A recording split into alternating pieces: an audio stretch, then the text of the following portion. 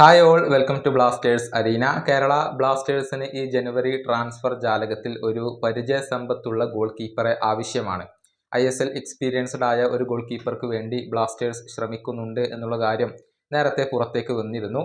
ബ്ലാസ്റ്റേഴ്സിന്റെ ഗോൾ കീപ്പർമാർ മോശം പ്രകടനമാണ് നടത്തിക്കൊണ്ടിരിക്കുന്നത്. സച്ചിൻ സുരേഷും അതുപോലെ തന്നെ സോംകുമാറും ആരാധകരെ നിരാശപ്പെടുത്തുകയാണ് ചെയ്തിട്ടുള്ളത്. നോറ ഫെർണാണ്ടസിന് ഇതുവരെ അവസരങ്ങൾ നൽകാൻ കേരള ബ്ലാസ്റ്റേഴ്സ് തയ്യാറായിട്ടില്ല.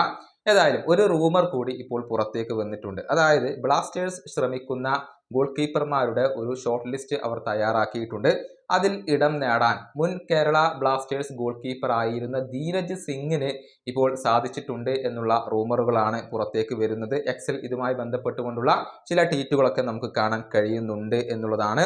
നമുക്കറിയാം 2018-19 സീസണിൽ കേരള ബ്ലാസ്റ്റേഴ്സിന് വേണ്ടി കളിച്ചിട്ടുള്ള താരമാണ് ധീരജ് സിംഗ്. പിന്നീട് അദ്ദേഹം മോഹൻ ബഗാനിലേക്ക് പോയിരുന്നു.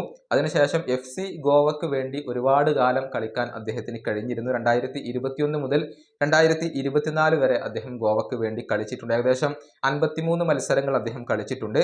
പിന്നീട് മോഹൻ ബഗാനിലേക്ക് തന്നെ അദ്ദേഹം തിരിച്ചെത്തി എന്നുള്ളതാണ്. പക്ഷെ പിന്നീട് അദ്ദേഹത്തിന് അവസരങ്ങൾ ഒന്നും ലഭിച്ചിട്ടില്ല. നിലവിൽ മോഹൻ ബഗാന് വേണ്ടി കളിക്കാൻ അദ്ദേഹത്തിന് സാധിക്കുന്നില്ല. അതുകൊണ്ട് തന്നെ അദ്ദേഹം ക്ലബ്ബ് വിടാനുള്ള ഒരു സാധ്യത അവിടെ അവശേഷിക്കുന്നുണ്ട്. ധീരജ് സിംഗിനെ കൂടാതെ മറ്റു ഗോൾ കീപ്പർമാരെയും ബ്ലാസ്റ്റേഴ്സ് ഇപ്പോൾ പരിഗണിക്കുന്നുണ്ട്. എന്നാൽ ആരൊക്കെയാണ് ആ താരങ്ങൾ എന്ന കാര്യത്തിൽ സൂചനകൾ ഒന്നും ലഭിച്ചിട്ടില്ല. ഇനി മറ്റൊരു അപ്ഡേറ്റ് ഉള്ളത് ഗിബ്സൺ സിംഗുമായി ബന്ധപ്പെട്ടുകൊണ്ടുള്ളതാണ്. മുൻപ് കേരള ബ്ലാസ്റ്റേഴ്സിന്റെ ഭാഗമായ മധ്യനിര താരമാണ് ഗിബ്സൺ സിംഗ്. 2019 മുതൽ 20 വരെ ഇന്ത്യൻ ആരോസിന് വേണ്ടി അദ്ദേഹം കളിച്ചിരുന്നു. അവിടുന്ന് കേരള ബ്ലാസ്റ്റേഴ്സ് അദ്ദേഹത്തെ സ്വന്തമാക്കി. ബ്ലാസ്റ്റേഴ്സിന് വേണ്ടി 7 മത്സരങ്ങൾ അദ്ദേഹം കളിച്ചിട്ടുണ്ട്.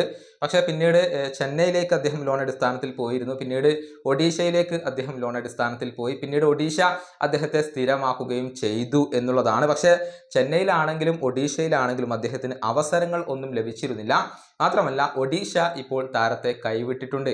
ഈ സീസണിൽ ഒരു മത്സരം പോലും കളിക്കാൻ ഗിബ്സണ് കഴിഞ്ഞിരുന്നില്ല. ഇതോടുകൂടിയാണ് ഒഡീഷ അദ്ദേഹത്തെ ഒഴിവാക്കിയിട്ടുള്ളത്. അദ്ദേഹത്തെ ആവശ്യമില്ല എന്നാണ് ക്ലബിന്റെ നിലപാട്. രണ്ട് പാർട്ടികളും മ്യൂച്വലി അഗ്രി ചെയ്തുകൊണ്ട് കോൺട്രാക്ട് ടെർമിനേറ്റ് ചെയ്യുകയാണ് ചെയ്തിട്ടുള്ളത്.